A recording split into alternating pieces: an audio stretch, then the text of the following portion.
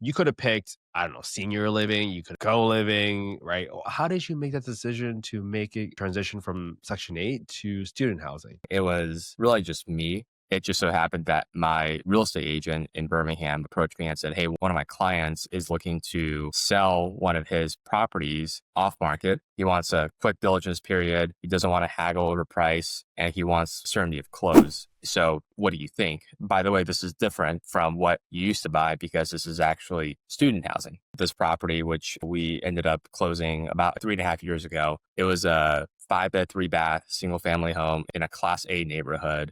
It was 2,000 square feet, and you basically had 5 rising seniors, all of them were women, who went to one of the local universities in Birmingham. I looked at the numbers. I thought, well, number one, these rent numbers are much higher than Section 8. It also means that the purchase price and the mortgage would be much higher. So we basically did the underwrite and thought that it would make sense to get more exposure here because of the quality of the tenants and the ability to interface with them directly. We got it for, call it $400,000.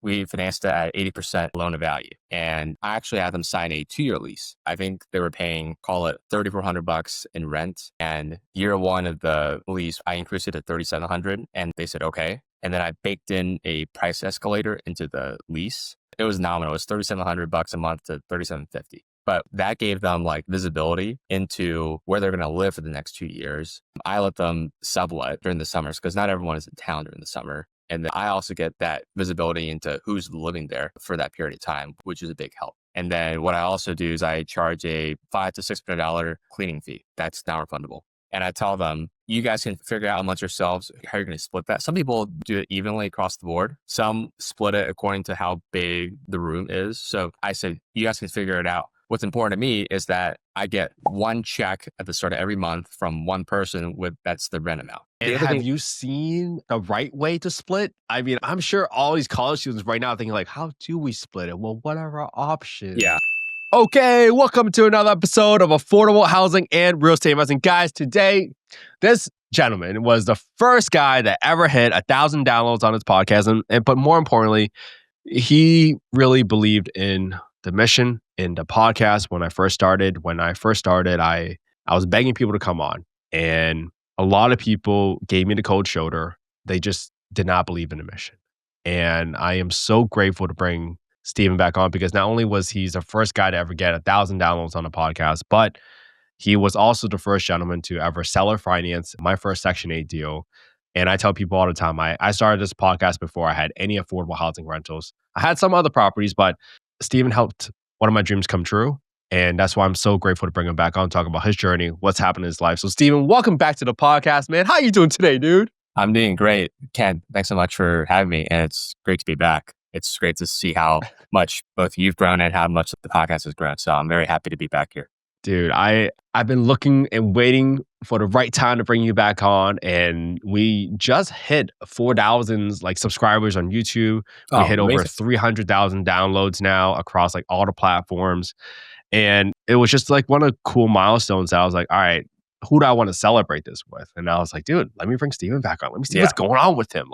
I know you're moving away a little bit from Section 8 towards student housing. So maybe I like to be very authentic, right? Sometimes we want to talk about the issues that we face in real estate because I don't think a lot of people talk about that enough. So just catch us up to speed, man. What have you been up to? Yeah. So just to sort of level set, last time that we spoke on this podcast, we were talking about really how to get into affordable housing, whether it was Section 8 or non-Section 8. And I think what I found is I was in Section 8 for several years. At the peak, I think I owned close to 10 properties that you could construe as affordable housing. And I still think it's a great market that has a pretty low price tag, relatively speaking. But I do think that there are a couple of watch outs that I've learned along the way, perhaps your subscribers would benefit from. I think the first thing that comes to mind is people like Section 8. I like Section 8 because of the quote guaranteed rent that comes with having those tenants. I would put an asterisk there. And what I would say is not all Section 8 is 100% paid for by the local housing authority. Sometimes it's 100% paid for. Sometimes it's only partially paid for. So you do have some rent delinquency risk if there is only partial payment. The other thing to note is every housing authority functions independently and pretty differently. Their source of funding comes from HUD, but the way that they implement it is very local. And what I found is I spent a lot of time with the Birmingham Housing Authority and the Jefferson County Housing Authority. Jefferson County is the county that Birmingham is in. And what I found is that they were pretty challenging to work with. There was one time when I switched property managers and I gave both of them a heads up. I told them the new ACH information and they just didn't pay me rent on at least 6 properties for 6 months. They did eventually figure it out on their end, but I basically had to float the mortgage and the repairs and maintenance expenses and the insurance for 6 months, which is not a fun thing to do. The other thing to also keep in mind is some housing authorities will not increase rent. We asked multiple times, we follow all the procedures of asking for rent along CPI, and we were basically denied every single year. And so I'm not saying that all housing authorities are like that, but it's good to understand how those work when you're scoping out a specific area. The other thing to also keep in mind is not all affordable housing is created equally. I had some houses that never had any maintenance issues and always paid rent on time, whether it was Section 8 or the tenant's portion, and they were home runs. I've also had ones where the tenant stopped paying and then you would chase them for rent and then they would leave and throw trash all over your lawn, which you had to clean up. And then you get to the point where even if you hire a collections agency, the chances of you collecting that money is probably not worth the time and the effort it takes to go and get that. One other thing I would also add is when you think about what is admittedly a sensitive topic, evictions, there are some places like Maricopa County in Arizona that are eviction friendly or landlord friendly, I should say, and they have a pretty efficient way to execute evictions. It's not the same for every jurisdiction. For example, in Jefferson County in Alabama in general is a landlord-friendly state, but even there, you have to basically show that or demonstrate that you have given the tenant multiple chances to do a payment plan. You can put the eviction notice on the door. You have to do that a couple of times before you actually formally go to court. The court system is backed up by at least 6 months. And so from there, you have to basically wait until you get in front of a judge. You'll win the case because you have the evidence in front of you. But then the judge will give that to the county sheriff to execute the eviction notice.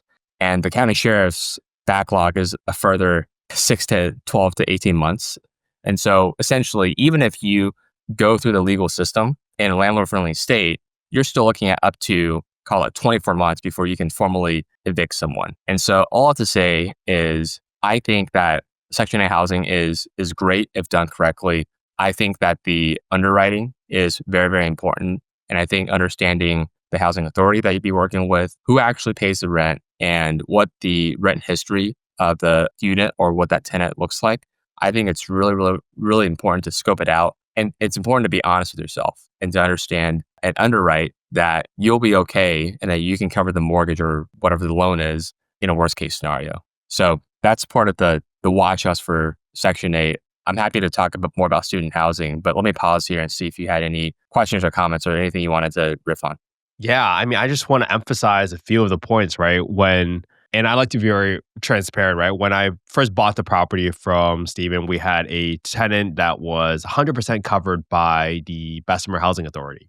Yep. And then when we moved over to the next tenant, it was by the Birmingham Housing Authority, which is issuing the new voucher. And Birmingham Housing Authority is unfortunately also known for there's a long lead time to get your property even inspected. And then from the time you get inspected to the time that you actually get payment for it, it could be 3 months, 4 months, 5 months. And I bring this back to what you talked about underwriting, Stephen, because a lot of times when people look at a deal, they'll say, oh, I got about 1 month of holding costs. I fill it right away. There's so much demand. And then they forget that, hey, if there is ever a transition, what if you go from one housing authority to another housing authority? And now all of a sudden you're waiting months to get your first check or just to even place the resident in the first place, right?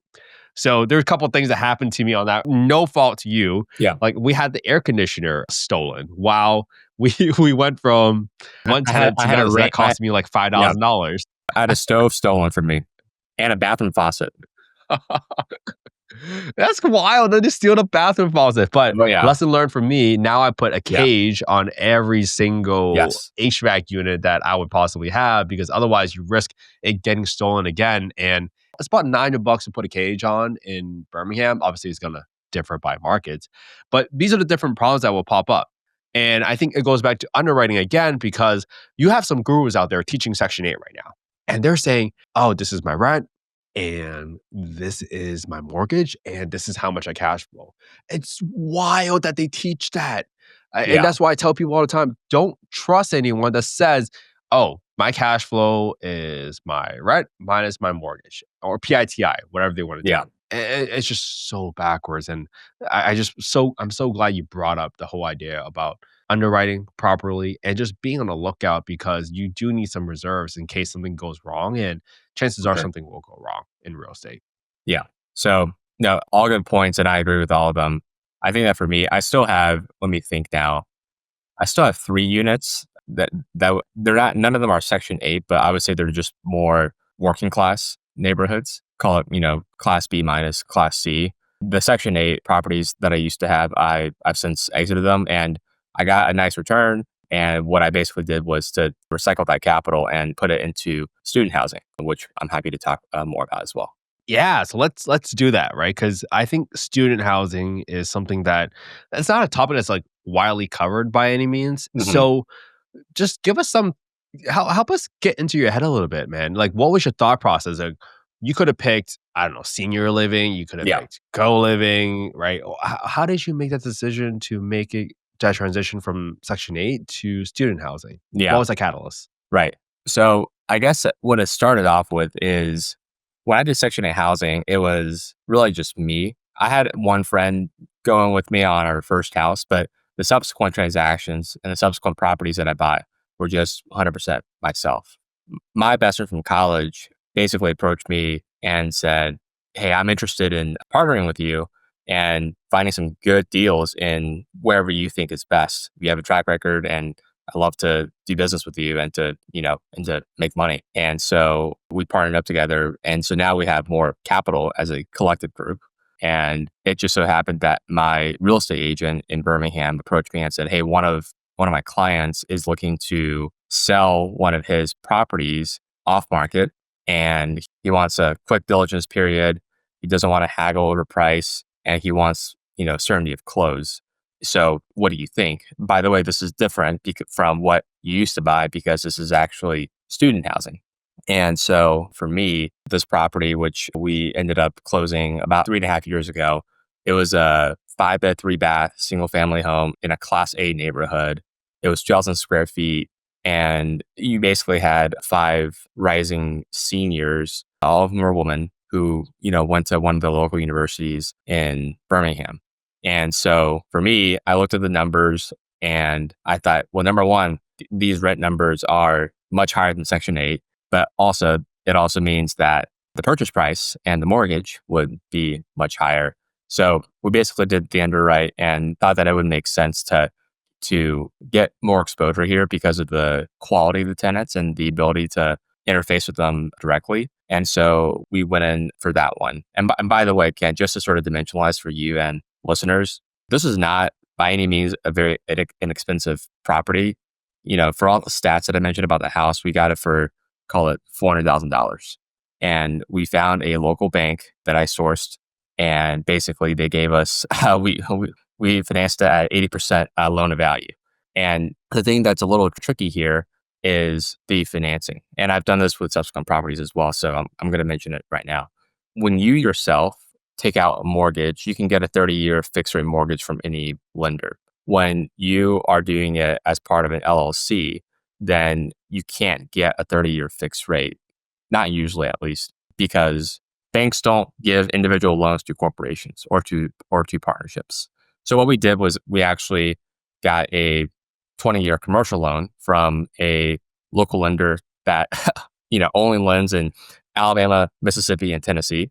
I became really friendly with the lender. We've done multiple deals together. They know me very well. They understand my underwriting discipline. And so that's how we got the financing for that. it's been a great experience since then. I think that some of the key points to highlight, which we can absolutely go into more detail on, is number one, the quality of the tenants will really depend on your referrals. I knew going in that there was a built-in tenant base for the next academic year. And so I already understood how they were very clean and that their friends who were in the same sorority as them, that they would also have the same qualities from a tenant perspective. The second part here is because they were in college, they didn't have W-2 income. And so what I did was I had all the parents and guardians sign financial guarantor forms. And so that way they acted as the backstop for them. I think the third part is whether it's in Alabama or any other place that has density of colleges and universities, I think it's important to understand that people will pay for quality living, especially if they're living off campus their junior and senior years. And so for me, I felt that I had the latitude to really increase rent along CPI and to feel confident in making that ask. The other aspect that I would say is it's a little bit different with student housing and Section 8. Student housing, I just relied on a third-party property manager to manage all that. For student housing, I'm actually directly managing the property. So I have a group chat for each property that we own.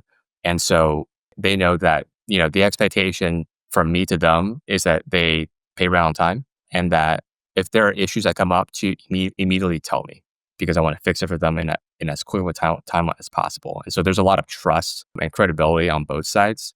And as a result of that, when they eventually transition out and graduate from college, when I ask them, hey, I would love to get any referrals that you may have, they're happy to refer me to people who they know are their friends and who would enjoy staying in the house and would enjoy having me as their landlord. And so it's a virtuous cycle where I basically have had 100% occupancy for all the student housing, for the past, call it 3 years plus. So right now we have about 4 single families that are really dedicated, that are in, Class A neighborhoods that are dedicated to renting out to juniors and seniors in college. And I have both men and women groups. So that's been a good experience overall. Dude, so I mean, I can peel back so many ways, but let's similar to what we do for Section 8, where sometimes we try to debunk the myths, right? Yeah. And with student housing, sometimes we think about like, oh my God, they're going to have a 100-person party at my house. Yeah. They're going to trash everything. But you have found a referral system where, one, you presenting yourself as a great landlord because you take care of things right away. Yep. And now you create a referral pipeline so that the good people, based on your experience, are referring you to other folks that, like, it might be a senior, but referring you the junior coming in next, right? Is that typically what that pipeline looks like for your students? Yeah. And by the way, here's a loophole in the universe that you can tap into. Sometimes you'll have incomes. You'll have sophomores reaching out to you saying, hey, we're going to do off-campus housing for junior year. And we'd love to, we've heard great things about you and the house. And we've actually been to the house because we're friends with the people who currently live there. And I've done this for one of the properties. I actually had them sign a 2-year lease where I basically baked in, this house that we got, I think they were paying, call it $3,400 in rent. And year one of the lease was, I increased it to $3,700 and they said, okay. And then I baked in a price escalator into the lease. It was nominal. It was $3,700 a month to $3,750. But what that gave them was like visibility into where they're going to live for the next 2 years. I let them sublet during the summers because not everyone is in town during the summer. And then I also get that visibility into who's living there for that period of time, which is a big help. Oh, interesting. So usually people lease from September to June and then is usually empty for 2 months. Is that how it typically works? So I don't do that. So I make everyone sign 12-month leases and I correspond that with the end of the academic year. So most schools in Alabama, they end, call it at the end of April or the beginning of May. That's when the old lease expires and that's when the new lease starts. I tell people, look, I'm not going to give you a 9-month lease. 9-month leases are weird. They're not market. And it means that I'm on the hook to pay 3 months of mortgage with no rent coming in. And I don't want to do that. What I can offer you is a 12-month lease and giving you the flexibility to sublet your room during the summer. Look, there's more people living in the summer looking for quality homes than there are quality homes to supply. So it's not like no one's going to live in that room or in those rooms over the summer. So 12-month leases or 24-month leases for that matter. And then what I also do is I charge call it $500 to $600 cleaning fee. That's not refundable. Okay. So the residents living on your 12-month lease, they would be responsible for finding a person to rent it from maybe middle of May to September, Yeah, I'm guessing. right. And usually they rent it out by room, right? So they have to handle the sublet process. You just kind of come in and make sure it's Exactly. clean again afterwards, Yeah, or they handle the cleaning. Okay. right. Right. And the Got thing it. is, and the thing is, I have one lease that has one rent number, and I tell them, you guys can figure out amongst yourselves how you're going to split that. Some people they'll do it evenly across the board. Some will split it according to how big the room is. So if you have the master bed, you're probably going to pay a lot more than if you live in one of the basement rooms. So I said, you guys can figure it out. What's important to me is that I get one check at the start of every month from one person that's the rent amount. So you don't So get involved in like how they split their rooms no, or anything like that. You're no, like, I don't. She's like, I don't need to I, get involved in that drama. right. I set the expectation on day one that that is their area of responsibility. Period. And The other have thing, you seen the right way to split? I mean, I'm sure all these college students right now are thinking like, how do we split it? Well, what are our yeah, options? And I have you think seen a good way that it worked? the right way is to, well, it depends on the house. So if all five rooms are similar, I think you should just split it evenly. If one room is like twice the size of every other room, that person should probably pay 30% more or 20% more. So it just really depends. When I was, I guess, living in shared housing, we did it based on the size of the room and if you had access to a private bathroom or whatnot. And we had that conversation before we moved in. And so that was helpful to just manage people's expectations. Got it. And so let me kind of go to the next part, right? Now we talked about referral pipelines. We talked about you already got a great tenant base. When you were doing the underwriting, because you're so good at it, like what are your assumptions for rents and how do you come up with that? Did Yeah. you ask a third party property manager that was specializing in student housing? It, now, I just want to make sure when you're talking about the rent and underwriting, are you saying what are my expectations for rent increases, and then what are my expectations for my expense load going forward? Yes, both. So how did you Yeah. determine, let's take it from top line. How did you determine how much you can get for rent, especially if it's a single family home and you're just giving a lump sum number? How did you know that was a reasonable amount? Was it just based on fair market rents for a single family home for a 5 bedroom? It was fair. Yeah, I would say it was a combination of fair market rent, but I charge more than fair market because my homes are higher quality and they're a lot closer to the university's main campus. And also, I'm a pretty good landlord in the sense that I'm responsive and I get things done within 24 to 48 hours, and that I let people know. I also check in with people to say, hey, can you just confirm that the handyman came to fix this doorknob? So the other thing that I do, which is a little tacky, but actually builds a lot of goodwill, is when a new group of tenants move in, whether it's men or women, what I'll do is I'll actually send them like a housewarming gift.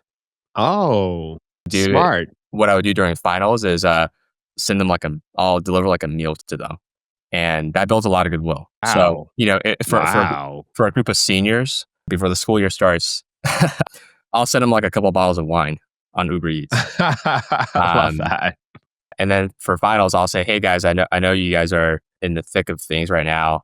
Sunday dinner on me. Let me know where you want me to order from and what each person wants. And each of these things is going to cost $100 maybe for 5 people, including fees and whatnot. But what it does show is that I'm responsive, I listen, and I care.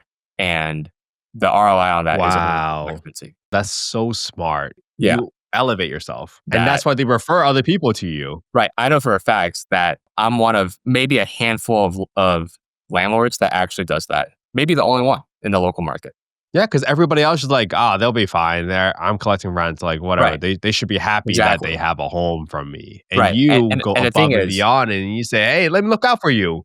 yeah, I mean, I lived on campus when I was in college, so I had somewhat of a different experience. I know that for me, I would have really appreciated someone just buying me a meal during finals. I would probably remember that a lot more than that person may, because it does make a difference. And it does build trust and goodwill, and it builds a really strong relationship with the tenants. And Okay. it's not This is good. expensive, you know. And then Ken, this is a good segue into directly answering your question and talking about some of the numbers. I'll just give an example for maybe the most recent house that my partner and I closed on, which we did Yeah, 4 months ago. please. That'd be awesome. I'd love to kind of bring it all together and get into the numbers. This is Yeah. great. Yeah, let's talk about some numbers. So tell us about numbers on a recent deal you did, maybe the purchase price, how Yep. you financed it, the rents, the expense assumptions. Sure. Sounds great. So this house was a 4-bed, 2.5-bath, single family, just under 2,000 square feet. I actually bought this house from the same owner who I bought 2 prior student houses from. And basically, we were talking about it last year. Rates were pretty high, a year and a half ago. And he gave me a number and I said, I can't meet that number. Can you go lower? He said, no. I said, that's fine. Well, let's keep in touch about it. And so we kept in touch. And what I basically did was I went to him and I said, hey, my partner and I, as you know, from past experience, we can have a quick diligence period. We're not going to haggle over price and terms and conditions. And we can close in time. You also know the lender who I'm going to be using because you've worked with him before on past projects. So, it's all known parties here. So, the estimate for this property was $490. And I said, hey, recognizing that you can probably get a higher price from another party, or if you wanted to just list it on MLS, what if we agree to last year's price, but I can guarantee you, certainty of close. And so we agreed on $390 as the purchase price. And the great thing is he already had a group of tenants that were coming in for the upcoming school year. What I did was I put in as a closing condition that he had to have a signed, like a fully executed lease with the new tenants that extends to the end of the 2025-2026 school year in order to close. And I think he just looked at FMV and then just increased about like 10%. And that's how he got his number. But he got people to pay for it. So for this monthly rent right now for this property is, call it $3,600. Wow. Which, annualizes to about $41,000. The tax here, it is a high tax jurisdiction because it's a Class A neighborhood. For everyone who doesn't live in California, you would appreciate that property taxes do increase every year instead of being static. So the tax here is a little over $7,000 a year.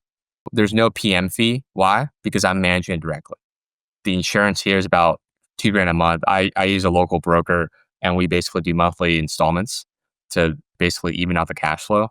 And then, I got a termite bond, I have maintenance CapEx, which penciled out to, call it $1,500 a month. All I have to say is that I underwrote this at an 8% cap rate. So that's the first component. And then just to go back to your original question, hey, how do I think about expenses 5 years on the road? I assume that I can get, a 3% rent increase every year.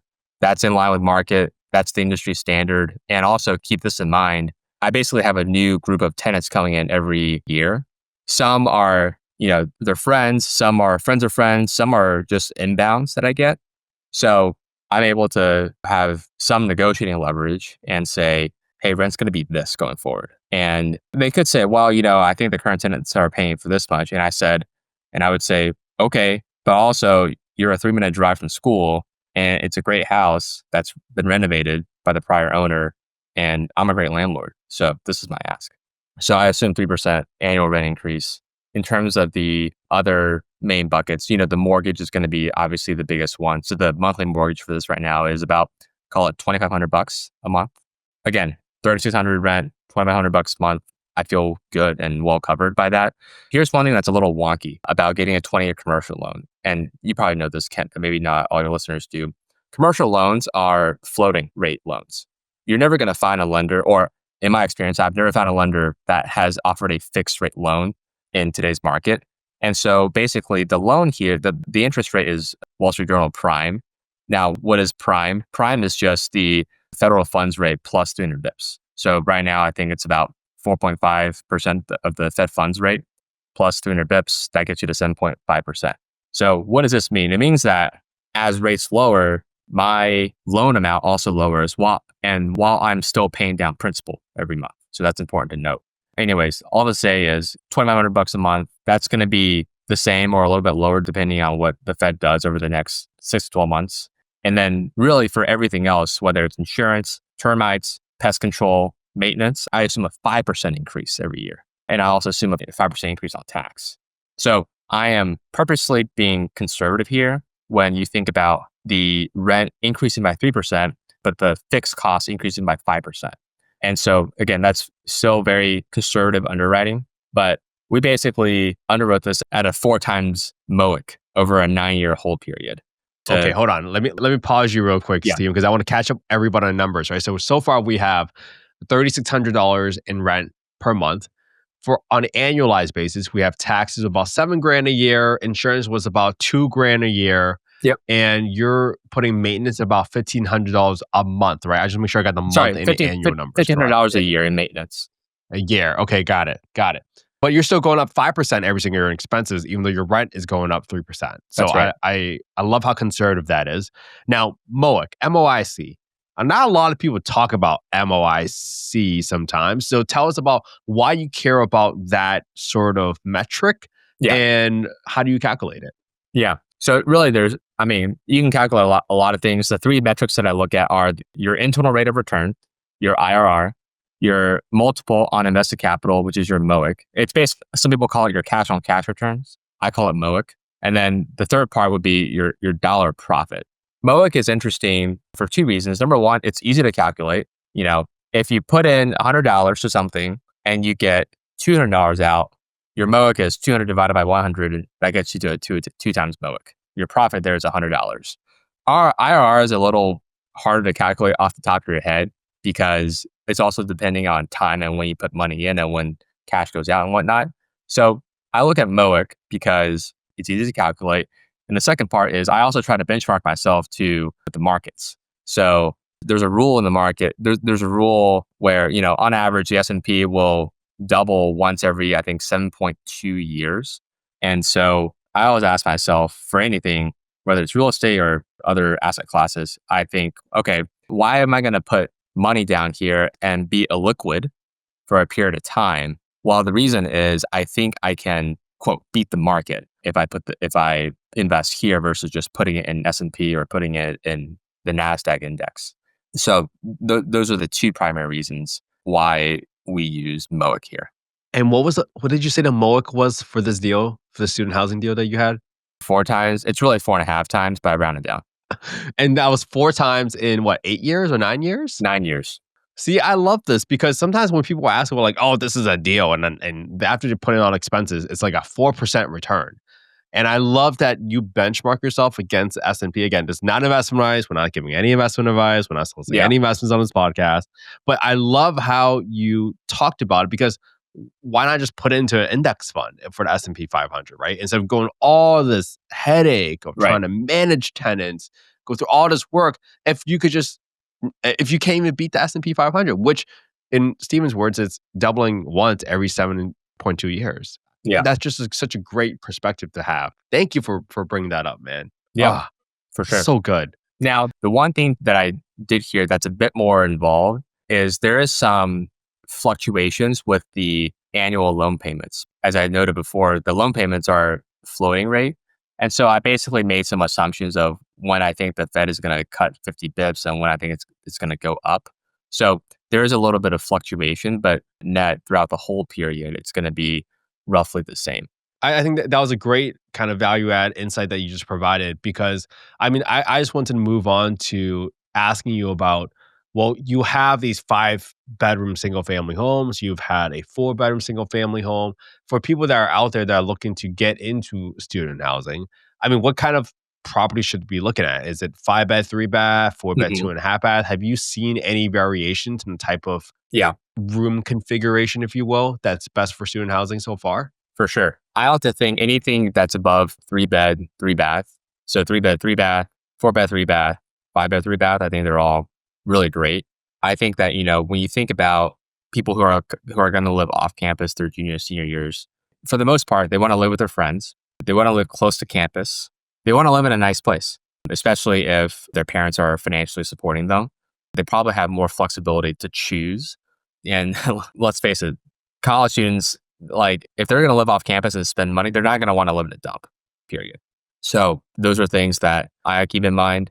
The other aspect to keep in mind is ensuring that you have adequate parking at your property, whether it's Yes. street parking or whether it's driveway parking. And then I would say in general, for people who are wanting to get into this space, I think it's important and helpful to just know places that are college towns. So I think big state schools is a great market, especially in small towns. So for example, in Alabama, you've got really three main universities. You have the University of Alabama in Tuscaloosa, you have Auburn University in Auburn, Alabama, and then you have the University of Alabama in Birmingham, or UAB. So I think finding a place where you basically have built-in demand, I think is important and helpful. Obviously, those are not the only markets. You can go to a lot of different places, whether it's in the Southeast or the Midwest. And I think you can find great deals there. I think the other aspect to keep in mind, and this goes back to maybe one of the myths that you talked about in terms of college students being messy. I don't think it's a myth. I think it is a reality, but I don't think college students are any messier than people in real life. And so in that respect, I think it's important to really understand who you're dealing with and making sure that they come from a credible source. I'll give you one example. I bought the second property that we got for student housing, 5-bed, 3-bath, big house, like 2,700 square feet in a cul-de-sac. I inherited a group of tenants. They basically, not making stereotypes here, but they were all men.